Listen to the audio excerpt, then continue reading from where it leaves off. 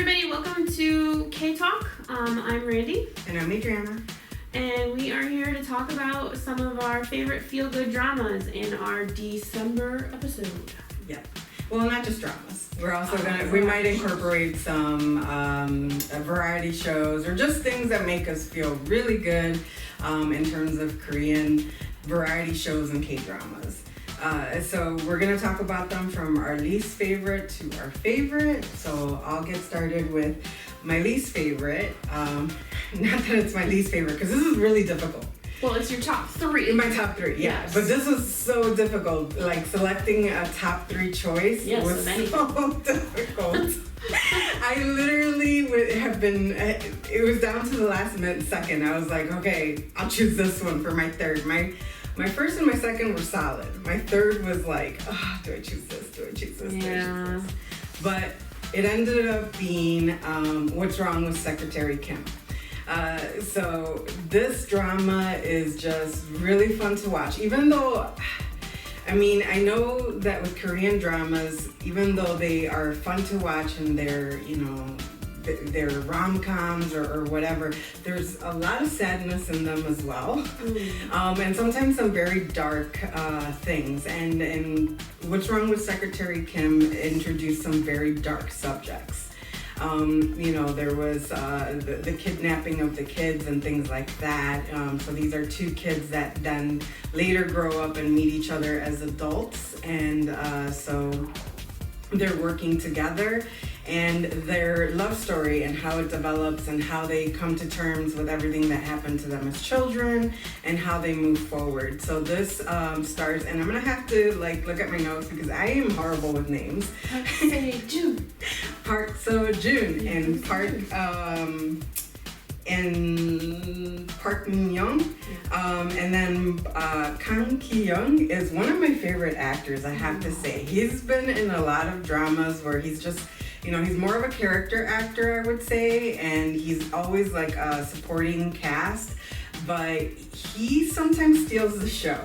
You know, he's really, really funny. He's just zany and all over the place. Although recently I got to see him in a drama, he is psychometric, and he was a bad guy. And when I found out that he was a bad guy, I almost had a heart attack. I was like, no. I was like, not my funny guy. But he did a great job as the bad guy. He actually played the villain in another drama, and I wish I could remember what it was. That was the first time I got to see him in a villainous role. He just does a good job in general. He does. He's very good. A lot of character actors are actors that do supporting roles that you don't necessarily watch the dramas for, but they can steal a lot of the attention. They steal the show. Yeah. You know, Park Seo-joon is amazing in this. He's so gorgeous. And his interactions with Park Min-young are just, they are so fun together. They're like one of my top favorite couples. And seeing them together and just their interactions, you know, especially when he's the being jealous. Park Seo-joon as a jealous guy is hilarious, but I love watching his, you know, especially when she has the tie thing and he screams at her. That is one of my favorite scenes in this whole drama. But, you know, overall, this is one of my top three choices. What lost to this was Romance as a Bonus Playbook. And now the other one escapes me. There was two that She Was Pretty. Those two, which are another Park Seo-joon, drama, but I had to go with What's Wrong with Secretary Kim because of the amount of times that I've watched this drama. I think I have watched it. I watched it recently again, and I think this was my fifth time. Yeah, I tend to rewatch dramas all the time. But it was your third. So I also had a really hard time determining which dramas that I wanted to select for my list. And, you know, I've talked about other dramas in blog posts and things like that, so I wanted to pick some new stuff that I hadn't really talked about before. So my third of my top three, yes, is Weightlifting Fairy Kim Bok-ju. Oh yes, this is also a really good one. So Weightlifting Fairy Kim Bok-ju stars Lee Sung-kyung and Nam Joo-hook, and it's about a group of college students that are attending university, and they are all athletes in different sports. The main character is obviously a weightlifter. Yeah, she's fantastic. Yes, and then Nam Joo-hook, plays a swimmer. And it's sort of about realizing their hopes and dreams for their sport, but also, of course, like falling in love. So and dealing with some childhood issues for yes. I mean, obviously, like you said, all of them, there are issues in all of them. But overall, the whole, the main couple is so cute that you just have, little cute spasms when you're watching. Yeah, and, when I first saw her was in She's in the Trap, and she is just crazy in that drama. Yeah. Off the wall crazy. So when I saw her in this, and it's just such a total opposite of her other character, I was really gladly surprised. I really fell in love with her as Kim Bok-ju, and I know she put on a little bit of weight for this one, because when She's in the Trap, she was like a tiny little thing. Yeah, I mean, you wouldn't really normally see her as a weightlifter, and I was kind of skeptical when they announced her as the actress in this drama as a weightlifter, but she does a really good job, and even the whole, like you said, the whole cast of characters that were around her, her friends that sort of support her. Yes. Her family. The actor that you were speaking of. Kang Ki-young. Yes. He's in that. Yes, he's her uncle. He's her uncle. Yeah. So. See what I mean? And they're character actors, they're supporting cast, and you forget that they're in all these dramas, but he's also fantastic in this, where he falls in love with the coach. The assistant coach. Yes. And she just totally flat out refuses him, even though he's doing his best to get her. So there's all these wonderful stories, not just the main story. There's a story between her and her dad, and her family, and their support of her, and then there's the story of his family, and the trauma, but also the support that he has in that family as well. And then you get the friends and their interrelationships, and there's so many little wonderful things to love about this drama. Yes. Yeah, I've watched it multiple times. Too many times. Yes. Because I am a big fan of his. When he came out in Bride of Havoc, I was like, oh my God, he's wonderful. And I mentioned to you that, you really have to see him in School Nurse Files. Because he's so, right? Yeah. He's so different in that. But he's still fantastic in it, and the age range that he plays is crazy, because in the School Nurse Files, you can kind of feel that gritty age of his. He's playing an older character, but then you go to Weightlifting Fairy Kim Bok-ju, and he's playing a very young character. So, it's very, very good actor. So, yeah, I love him. He's amazing. So your number two? My number two. So my number two is probably one of the dramas that's very classic in terms of Korean dramas of this kind of generation. So it would be My Love from the Stars. I just finished watching it this morning again. I think I watched it, I don't even want to count how many times I've watched this drama. And the reason I keep going back to it is not only for the story, but the main actress, Jun Ji-yoon, which my daughter and I just refer to her as JJH. That's what we refer to her as. She is so amazingly fantastic. She is this beautiful woman, but at the same time, she plays this off the wall crazy person. In this one, she gets drunk and she just goes ballistic and she has all these meltdowns, and I just love that she can do that. She doesn't play this like soft little main character. She plays this like zany, weird, quirky character, and I love it. Yeah, because I've watched her in a couple of different movies, like My Sassy Girl, and then there was one where she played oh gosh, I can't remember the title, but it has assassination in the title, so I'm Assassins, I think it's called. I don't. It was a historical drama. Yeah. She was very good in that, and then of course she was also in a drama with Lee Min-ho where she played Legend of the Blue Sea, a mermaid, and I feel like her performance sort of carried that whole drama. Yeah. So. And if you watch Legend of the Blue Sea and you watch My Love from the Stars, there's so many similarities, including not characters, but actors that cross over that are in both dramas. But there's a lot of similarities in opposites. So in this one, he's the one who has to leave. In the Legend of the Blue Sea, she's the one who has to leave.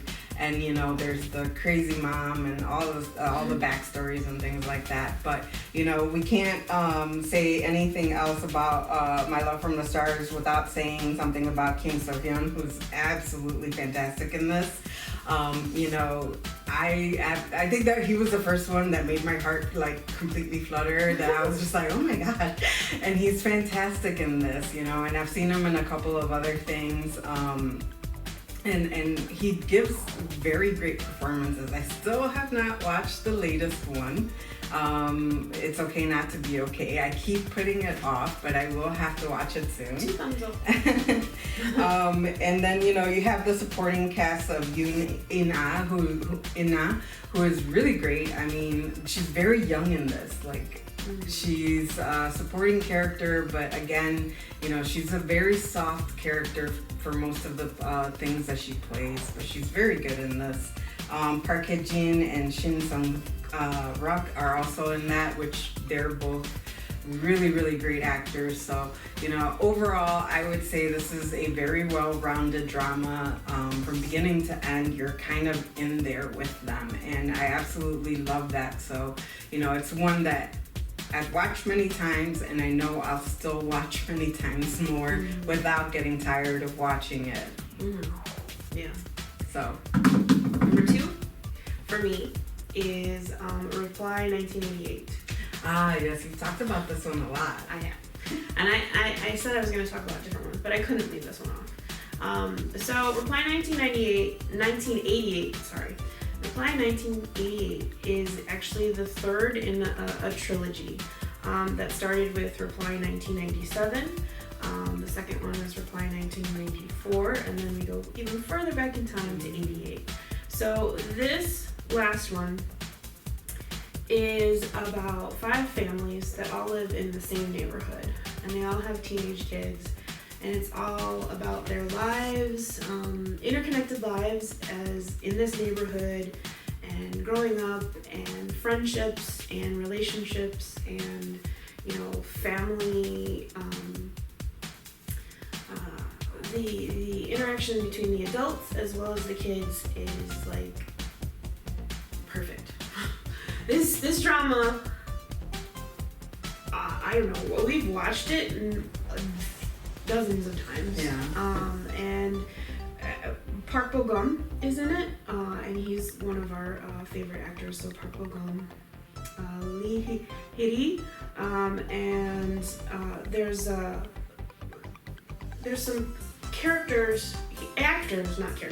actors that appeared in the other 2 series that act in this drama as well. So, it's funny, it's like heartwarming, it's touching, it's sad, it's like all these things wrapped up in one neat little package, and it's just wonderful to watch. So. I still have not watched this trilogy. It's on my list. It's on my list. But I have a really hard time, like, I try to only watch new dramas on the weekend, because if I even try to start one during the week, I will be up all night. I'm a binge watcher, and I cannot stop. I have to know what happens. I do have to say that this series introduced me to a lot of, music that I love. Oh, really? So, in 1997, the main character was obsessed with HOT. And so there's like bands like Seshkis and HOT and all these K-pop artists that were popular in the 90s. And you sort of get that same thing in the second one, and in the third one there's like all this great folk music, and it's just wonderful. The only issue that I have is it's very hard to find it. Like, this drama is available to watch on Netflix, but not all the music is there. Oh, really? Yes. Yeah, you do. I've noticed that depending on the distribution rates and depending on where it's being distributed, they make changes. And there's been times where the music has changed, or they blur out things in the background, or things like that. So you will notice, or the title completely changes. Like, all of these dramas have multiple titles because it all depends on where they're being distributed. But I know they're on Viki. They're on Netflix and they're on Viki. They were TVN dramas. Yeah. So they're still wonderful, even though obviously if you start watching it now, you're not going to miss the fact that a particular song has changed. Yeah, it's always when you watch it and you're like, I remember the song being in here. Why isn't it here? The whole like the setting, the costuming, the music, it just makes this great little combination of things that makes a great drama. I will have to I will have to watch them. Honestly, the list of stuff that I want to watch versus the time I have available is horrible. Yeah. But there are many great dramas out there that I keep I'm gonna try to watch it this weekend, and then all of a sudden something happens and then I don't get to watch it. Because like I said, I end up rewatching dramas that I've already seen during the week, so that way I know where I left them, I know where they're going, and I don't have to worry about them. Whereas if I'm watching a new drama, it's like I feel like I'm leaving them on pause. Like, in my brain they're like on pause, and then the whole time I'm like, what's going on?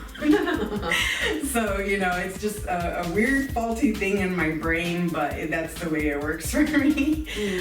So yeah, I stopped doing the new dramas during the week, because if not I'd be like, I'm going to take a vacation day tomorrow because I need to finish this. I gotta stop doing that. So number one for me was my all-time favorite. I've watched this drama too many times to count, and it's just funny, and it's I just, anytime I watch it, I find something new that I didn't notice before. And there's so many members in this cast, but they all play so well off each other. So my number one pick is Strong Woman Do Bong-soo. I first watched this when it first came out. I waited till it finished, and then I was like, as soon as the final episode was uploaded, I started watching. And I absolutely fell in love with this drama. I watched it all 16 episodes in one go the first time. And I was just like, oh my God, I'm asleep. But it is so fantastic. It's so goofy. Park Hyung-sik and Park Bo-young are so fantastic together. They are just this perfect little couple, and he slowly starts to fall in love with her, even though she's completely in love with someone else, which is Jisoo's character, the policeman, and then finally she starts to kind of fall in love with him. And it's just so great, you've got all this action going on, there's so much comedy in this, you're always gonna laugh. And I have to mention him because I've seen him in so many dramas, but in this one, he absolutely takes center stage a lot of times, which is Kim Won-hye. he plays two characters. He plays the production manager in the gaming company, and then he plays like a gangster. And he is just fantastic. He is so crazy. He is just like, you know, he plays this the two characters he plays are so opposite, and yet at the same time he brings them out so well. You know, and he's in so many dramas. He's played very serious roles, and then he can tackle these very, very comedic roles as well. So, you know, every time he's in a drama, I feel like he steals the attention a lot when he's on screen. And then this one is definitely like, there are moments where you just cannot take your eyes off of him, because if you do, you're gonna miss some really wonderful comedic moments. So yeah, this one also is just, I've watched it too many times. I'm gonna continue to watch it too many times, and it's just fantastic. No, yeah, it's one of my favorites too, and I've talked about it like before, so I left it off my list. But I would have to agree with you that it's one where I always laugh, even though I've seen it, you know, like 20 times. Yeah. And that's not an exaggeration. I've probably seen it 20 times. I've probably seen it about that much. And each time I still laugh. You know, I still laugh when he's like, 2 months. Yeah. Or when she, you know, he faints. Oh, that those parts are hilarious. Or when she just like, Park Bo-young has this ability to ramble, but it's so adorable, you know, where she gets into these little rambling, arguments, and she's just like, but it's so cute to watch her do that. And, you know, you can't, Park Hyung-sik is just so fantastic. And towards the end, when he's like completely head over heels for her, and he's just like completely gone soft and adorable, you just can't help but love him. Yeah.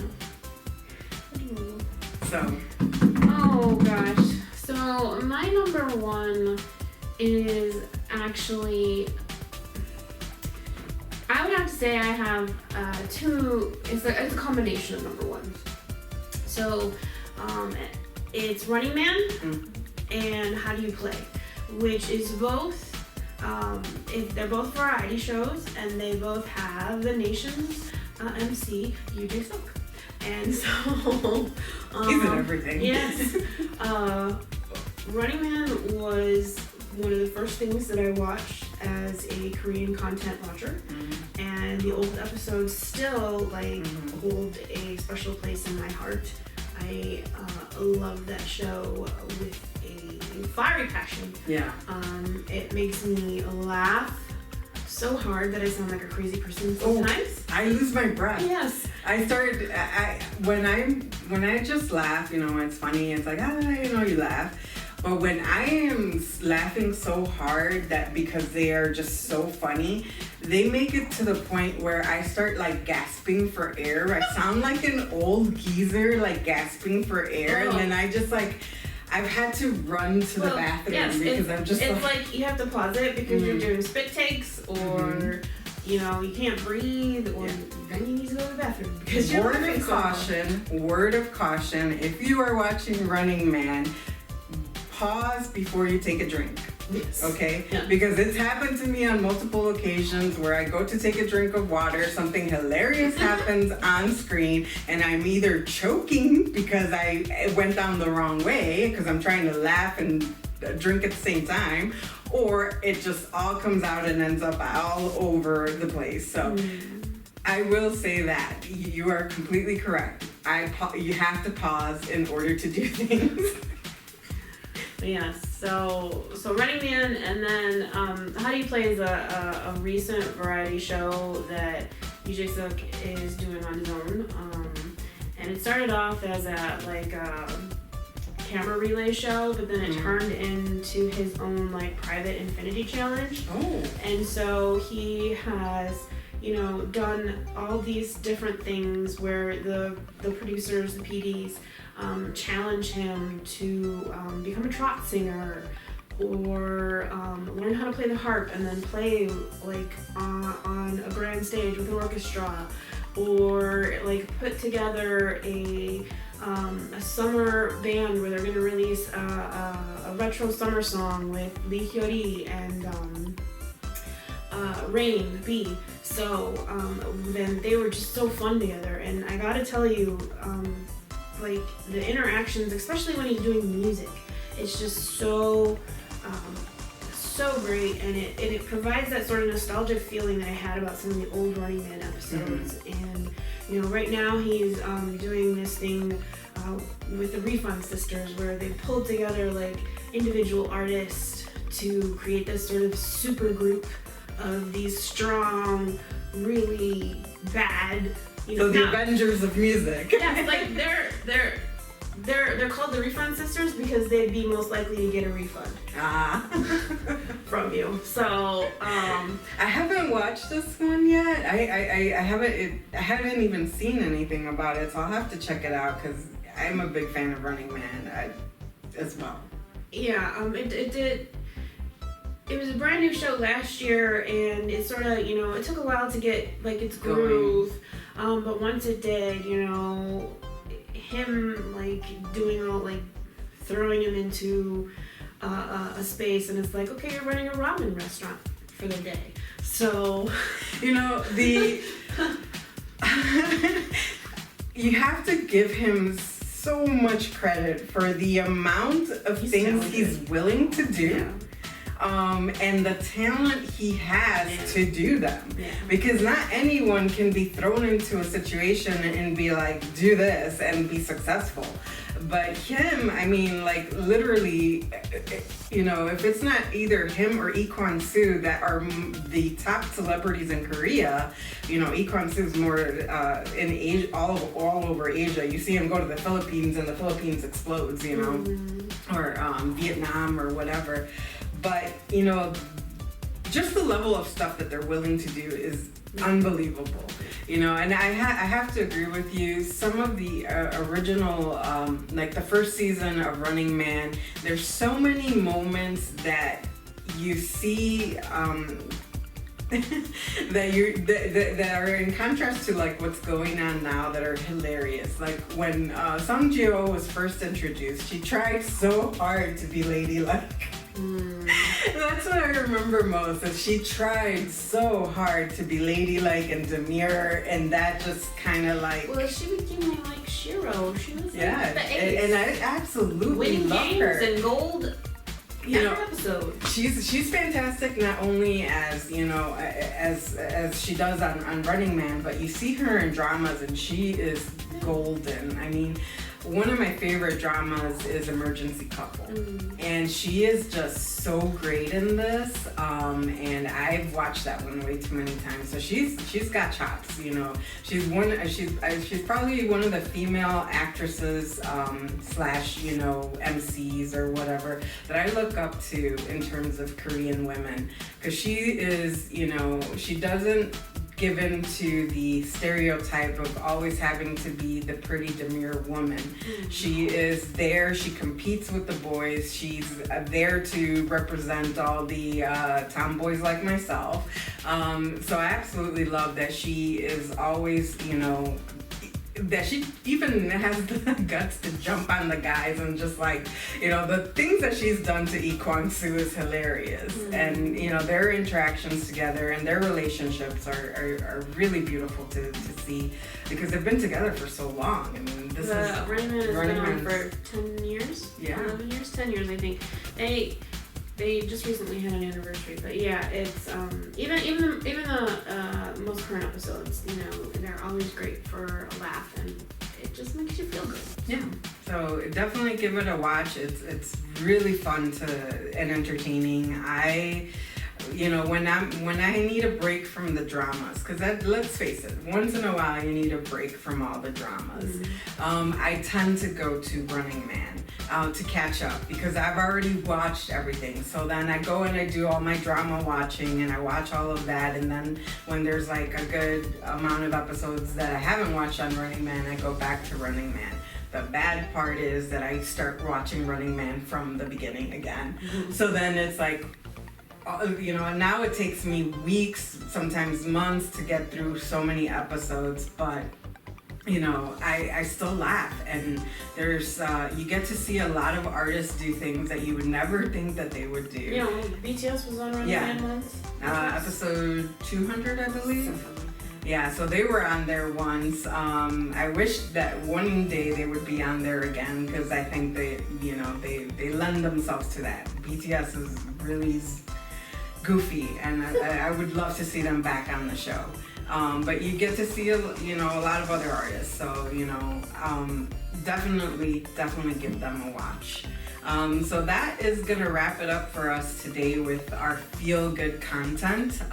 So we're going into the holidays, you've got time to be at home, and if you need content to watch, these are our recommendations to you. Don't forget that you have the ability to come into the library and check out a Roku, which will have Netflix on it for you. It will have it will have HBO and Disney Plus on there for you, as well as the regular Roku content as well. But Netflix has continued to expand their K-drama collection. In 5-10 years ago, there wasn't this much content. I would say the last 2 years, the content has really exploded. Not only K-drama content, but also Chinese dramas and things like that. So there is a wide collection as long as you do some hunting. Once you do a little bit of hunting, your Netflix profile is going to look like mine, and all the content is going to be Asian inspired. All the time. Yeah. It's like movies, everything. Yeah. All of it is inspired by K and C dramas. Yeah. So, definitely give some of these shows a watch, and you'll get to see both great acting, and you'll get to listen to some amazing K-pop music involved in all of these shows. So have a great holiday, everyone. We wish you the best, and we'll see you next year.